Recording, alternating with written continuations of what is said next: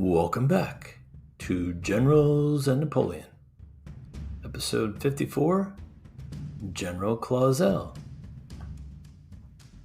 We have a special guest joining us for the second time. My good friend Charles Mackay is on the line with us. Say hello, Charles. Hey, how's it going, John? Thanks for having me again. I appreciate it. Yeah, no, thanks for joining us. You were fantastic on our last episode where we talked about the great General Junot. And, yeah, great in his own mind. Great might be the interesting General Junot. How about that? Yeah, that's a better word for the unique General Junot. Indeed. But Charles has a popular Twitter handle. It's called Bubbles the Vampire. If you want to go on Twitter, he has a big following. He's also an undergrad from the University of Arkansas and a grad from Florida State University for the Institute of French Revolutionary and Napoleonic Studies. Did I get it all right? You got it all right. All righty. Who are we going to talk about today? I know we have a number of generals that we're discussing to go over, but who are we going to start with today?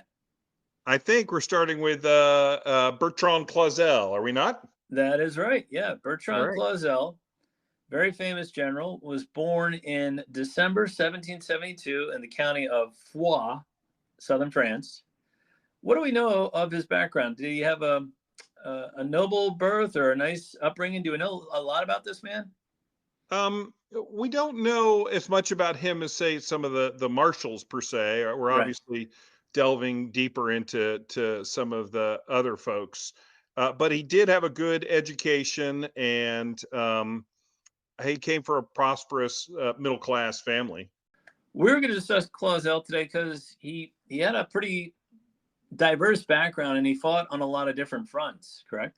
Yeah, he really did. He was all over, although primarily sort of Iberia, southern France, that part of the world. Got it. Okay. Well, he started his military career as a volunteer in the National Guard in 1789, and he becomes officer in 1791 as a lieutenant in an infantry division. And by the following year, he worked his way up to captain in the Chasseurs à Cheval. Was it easy or easier to get promoted during the French Revolution? Yeah, absolutely. You hear military folks talk about battlefield promotions, and they were pretty quick in this day and age, especially as folks, ran through the junior ranks.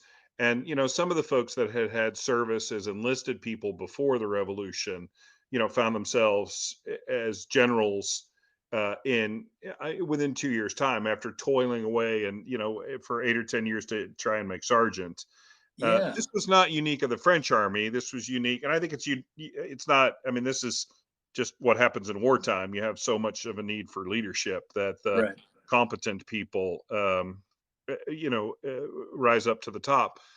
And one of the unique things that the revolution gave France was that a lot of the constrictions of who can be an officer were lifted. So you didn't have to show noble birth. You didn't have to show how many parts of your family were ennobled.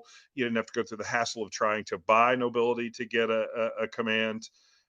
All those were stripped away through the revolution. So you get lots of people who would have been blocked previously from becoming officers who can rise quickly. Or in wartime, obviously, even people who were ennobled could rise quickly, with their skills. And no better example of that than Napoleon himself. Yeah, and I've often wondered, if that was one of the reasons why the French army performed so well. They were promoted on merit versus birthright. Well, I think that was certainly true initially. I think towards the end of the empire, a lot of the other nations had sort of caught up. And while they still might be restricted in terms of, needing some nobility to get into the officer corps, they had so many folks that had enough experience at that point that even talented and qualified, nobles were coming to the rank. And maybe the reverse was true of France. They'd been at war for so long that there'd been so much fatigue among the officer class that I think by the end of the empire, the First Empire, the leadership, which had been predominantly in favor of France throughout most of the war, starts to even out. Got it. Okay. Well, getting back to our protagonist, Clauzel in 1793 is promoted again to major and serves under the future Marshal Perignon, and eventually becoming his chief of staff a year later, which is pretty good for a 22-year-old. Yeah, absolutely. He, Absolutely. yeah, he distinguishes himself several times in battle and brought several enemy flags from Spain back to Paris to present them to the new government. Why was that such a big honor? I know I've read about Napoleon sending Marmont and some of his other aide-de-camps back with flags. Why was that a big deal? And Juno, perhaps, Yep, yep. which in fact happened during the first Italian campaign. So usually that was a mark of honor. You're delivering good news to the government, and of course the government is going to shower rewards on the person that's gotten to deliver these flags. So not only intangible things like a ball that where you might be a guest of honor, but typically if they're promotions that need to be finalized, those are often done while the person is up there presenting the awards and banners and things.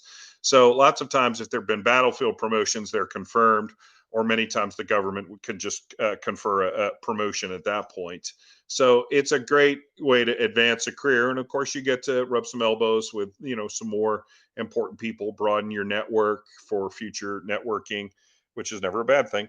Yeah, for sure, for Yep. sure. And kind of along those lines, he's transferred to the war in the Pyrenees against Spain, I think during the first coalition, Hmm. and he becomes a general of brigade, which again, he performs well. And in 1798, he serves as chief of staff under future Marshal Grouchy. And this seems to be common at the time with men like Caulaincourt and Marbot serving under multiple marshals, correct?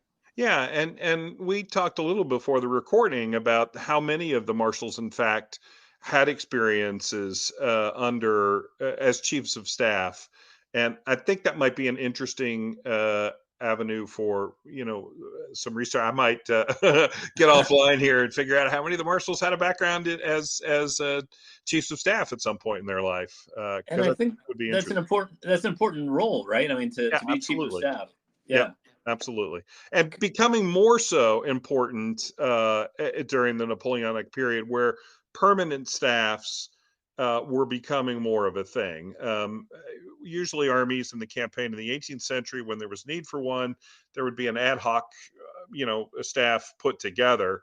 But starting with the French during the Revolution, and then spreading to the rest of the armies, that these staffs became permanent, and these armies had to rely, if you're trying to get 60, 70, 100,000 or more people to a battlefield, that's a logistic that's quite a logistic endeavor. Yeah. And especially if you're trying to campaign, as we'll find out for Clauzel in the peninsula, resources are so scarce that it takes an awful lot of planning to move troops, to make sure you have enough ovens for bread. You got to find wheat, you got to find fodder for the animals, and Uniforms. Yeah. uniforms, Yeah. boots, siege guns. If the siege warfare was such an important part of the peninsula, and trying to find enough guns of a sufficient caliber to affect breaches, it's all a logistical. It's all a real logistical challenge. Hmm. Yeah, and Marshal Berthier was obviously the model, and all the marshals had their own chief of staffs underneath them. So yeah, Sure. a very interesting role that Clauzel held there. Absolutely. So he serves, however, things are going well, but he serves in disastrous Italian campaigns of 1798 and 1799, where Suvorov and the Russians handed the French generals several defeats while Napoleon was away in Egypt. Yeah. What happened there? Well, the French just got outclassed. Yeah. I mean, that's the easiest way to say it. Suvorov was obviously a military genius of the age. I've heard many argue on the same level as Napoleon himself. Mm-hmm. Um, and the French just got totally outclassed in 1798 and 1799. And it wasn't because they had bad people. Clauzel did a fine job. It's just that they got just I don't know how else you want me to say it. They got their asses handed to them by by a Yeah. really, really qualified and talented Russian general. Right. And I think Suvorov doesn't get enough credit. I mean, he does in the Russian side. I mean, the guy was practically undefeated, but his men really fought hard for him, and that he believed in efficiency of movement. He was a quick mover, just like Yeah, Napoleon was. absolutely. I Yeah. think the only thing that really doomed that campaign ultimately was um, the Austrians and the Russians were working at cross purposes. And the Austrians were more concerned with what was going on in the Rhine than necessarily holding those passes in Switzerland, which are so critical, passing between northern Italy and the Rhine. And where Suvorov was operating in northern Italy, the Austrians didn't lend him the support that he really needed to really threaten the French long term. And the French ended up ultimately prevailing. But it was more, I think we can lay the blame more squarely at the door of the Austrians, who just didn't have a great strategy. Right. Well, obviously Napoleon returns from Egypt and becomes first consul in 1799.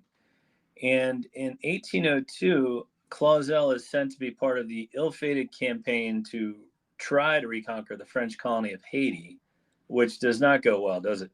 No, not at all. In fact, France's commanding general Leclerc ends up, who was married relation to Napoleon, ends up dying from malaria, just like the bulk of the French force there. I think what's probably most remarkable about Clauzel's service in Haiti is that he survived. Yeah. I mean, that's pretty amazing that he survived intact, and even as he's trying to get back, he's got that shipwreck off the coast of Florida. Makes his way to New York to get back. So it's a scrappy dude with some impressive abilities to survive. I think that's the most remarkable thing about that part of that expedition. Yeah, one bonus from it, he was promoted general division by Leclerc before. Absolutely. Leclerc dies, so that's good. Yep. His next major assignment after getting back from that disaster is assisting future Marshal Marmont, in administering the newly acquired territory of Dalmatia in 1808. During which time Napoleon makes him a grand officer in the Legion of Honor. Say what you want about Marmont, the guy was a good administrator, don't you think? Yeah, fantastic administrator. I think a lot of that came from his training with the artillery. I think a lot of folks forget that he was trained as an artillerist. He handled the guns very well at Marengo. Arguably was a key element in turning the tide of that battle. But I think of when I think back about the marshals in terms of their administrative ability, I'm not sure that there would be one that might be better than Marmont. But I'm also a fan of Marmont as a military commander. I thought he did a fine job in 1813 and 1814. Yeah. He had a good package of skills and abilities. Ultimately, we know his story. We probably need to dwell on that, but but I think it's interesting that Clauzel probably was taking, he worked under Grouchy and Perignon and Marmont, and he's taking probably little things from each marshal, don't you think? Yeah, and that was a strength, obviously, getting moved around to all of these different marshals and getting to see all of the different ways that folks do things. And just that experience alone has got to be fantastic. Indeed. In 1809, he's transferred to the Peninsula War under Marshal Massena, who's one of the best at the time. But it wasn't going very well in Spain. Why was it so hard for French commanders to keep their track record intact and succeed in this war? Oh boy. I know it's an open-ended question there. We could probably do multiple podcast episodes on just that. But so one of the greatest failings, I think, of the Napoleonic system, and if we talk specifically of France, is that it all worked great when Napoleon was in theater. So, the marshals would support each other because Napoleon was there. But when you get a situation where, Napoleon's in Paris and these guys are operating, in Andalusia or in Portugal or in Aragon or Galicia or wherever they are, of course, they're little islands unto themselves. Right. And, a lot of these guys are petty and jealous and, irascible. So Massena ends up with 3 corps commanders for the invasion of Portugal. He's got the emperor's favorite, Andos Junot. Mhm. He has the fiery Marshal Ney, and he Mhm. has Renier, and Clauzel is one of the divisionals in Junot's corps. So Right. these guys don't cooperate with each other. They don't really get along. And even in moments of battle, in 1811 at Fuentes do Nero, Bezier, the marshal, could have lent a great deal of help with imperial cavalry, but wouldn't help Massena out. Right. And Right. Soult wouldn't cooperate, and then you've got Jourdan, who advised Joseph, but nobody respected Jourdan, and Yeah. Joseph wasn't a military leader. So it's just a mess, and that Napoleonic system breaks down without the emperor right there riding herd over these people. Right. They let their own petty jealousies get the better of them. Yeah, and I was reading Charles Mackay yesterday in preparation for the call, and then he and maybe some others said that he probably should have made Massena just overall commander in Spain, but then he would have been giving one of his marshals control over 200,000 troops, and maybe he didn't feel comfortable doing that, even though Massena wasn't really a political animal. Yeah, He was and I don't think that would have made a difference ultimately. So initially, the way Napoleon conceived it, the emperor himself was going to go command that army that was going to invade Portugal, and mm, with the ultimate aim of driving Wellington, off the continent. But if you recall 1810, this is when he's dealing with his divorce. So he's right. he's dealing with the divorce from Josephine, and he's trying to negotiate another imperial marriage to a princess of Europe somewhere who can bear some children, Mm, because he'd sired some illegitimate kids. So he knew he wasn't shooting blanks, and he wanted an heir, so to right. speak, and he wanted an heir, and so at first he thought maybe Alexander's sister. Right. That was the first choice, and then when that didn't pan out, he obviously married Marie Louise of Austria. But I think those negotiations in 1810 took so much of his time, and he prioritized those, and then turned over command of the army of Portugal to what I believe to be his most trusted marshal, and the one that he thought of all of them most capable of pulling this thing off. Yeah. After all, Massena in 1809 had performed miracles at Wagram, fully engaged. And then when it looks like the Austrians are going to outflank the left corps, or the left flank of the French army, Napoleon orders Massena to break contact and move his corps down to forestall that Austrian advance. Yeah. That's really, really tricky to do. And Yeah. Massena still had it. He'd been wounded. He was in a carriage and still doing all this. So I think in Napoleon's mind, Massena still had it going on. But Massena was not the same general of 1796, 1797 into 99. And Yeah. it just didn't go well. And Clauzel was part of that. He was part of Junot's Eighth Corps. Yeah. And well, the news gets worse. Uh, Yeah, we're coming up to that. Yeah. yeah. So Um, I'll let you in lead us there. Yeah, in 1810, he's made Baron of the Empire by Napoleon, which is great. But his greatest moment, or I guess moment of infamy, comes 2 years later at the pivotal Battle of Salamanca. Yeah. He's working under Marshal Marmont. Can you provide the story of Clauzel's actions that may have saved the French army in that battle?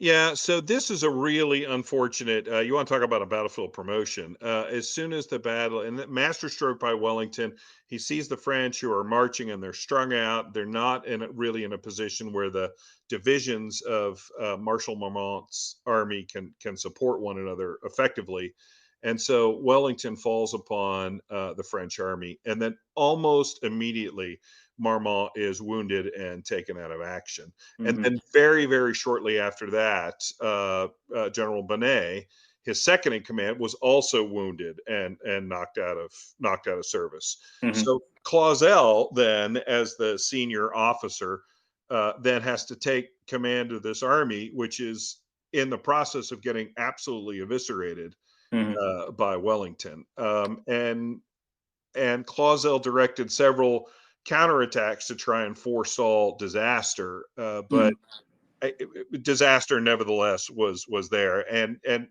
a combination of Clauzel at least keeping his head providing some sort of stuff, and General Foy, who I know you've covered, Yeah. covered the army well for that.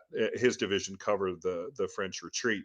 Yeah, I was reading that for 30 minutes though, when the first two guys went down, nobody knew who was in command, because you don't plan on that in your head. Like, all right, what if the first two generals get killed or knocked out? Who's third in command? You don't. I mean, maybe you do, but you don't plan on it every day.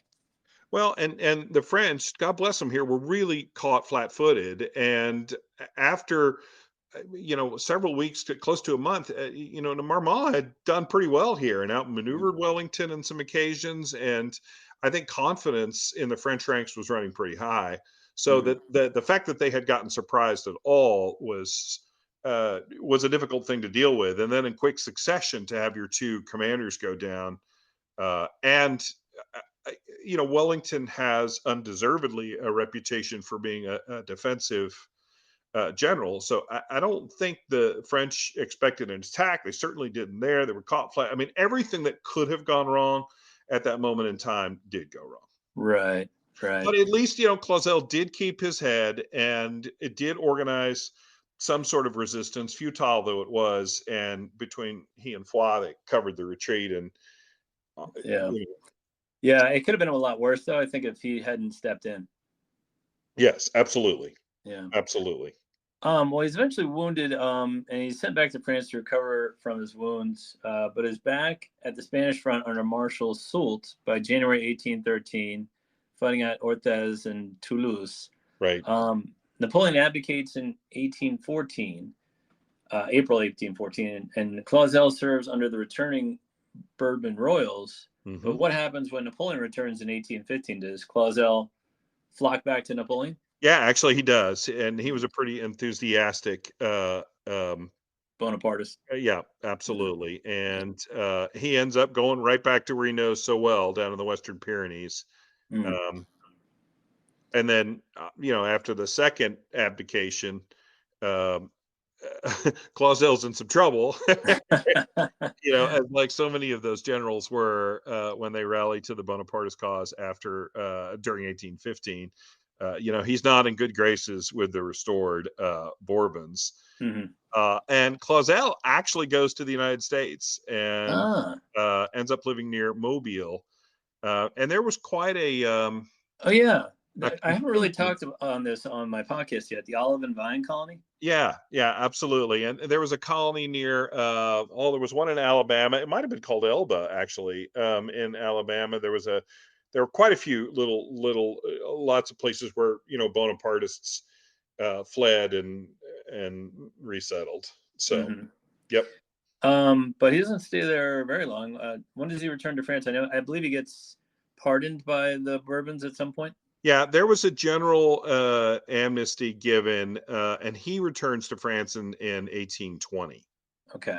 And then resumes serving in the French army, which of course now is the Bourbon regime. Right. Yep. And it seems like his career kind of reignites during the their colonial expansion to Algeria, right?